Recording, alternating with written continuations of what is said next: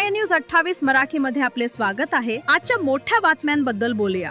डहाणू व ग्रामीण भागातील पूरपरिस्थितीने लाखोचे नुकसान। पालघर जिल्ह्यातील सर्वत्र सर्वसामान्य नागरिक, गोरगरीब जनता, व्यापारी, व्यावसायिक यांचे खूप मोठे नुकसान झाले। भयंकर वारा तुफान पावसाने मोठे झाड पडल्याने कारवे बसेसचे नुकसान झाले।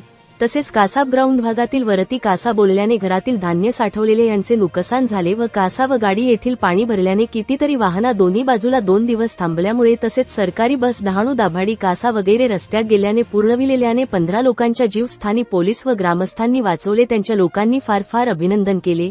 तसेच कासा गावातील रमेश भास्कर गवारी हे एक सामाजिक कार्यकर्त्यावर गरीब कार्यकर्ता असून त्याचे पिठाची गिरणीवर भला मोठा झाड पडल्याने संपूर्ण भिंती पत्रे फोडून कोसळलेले असल्याने त्यांना जांभीर परिणाम होत असल्याने झाले नाही।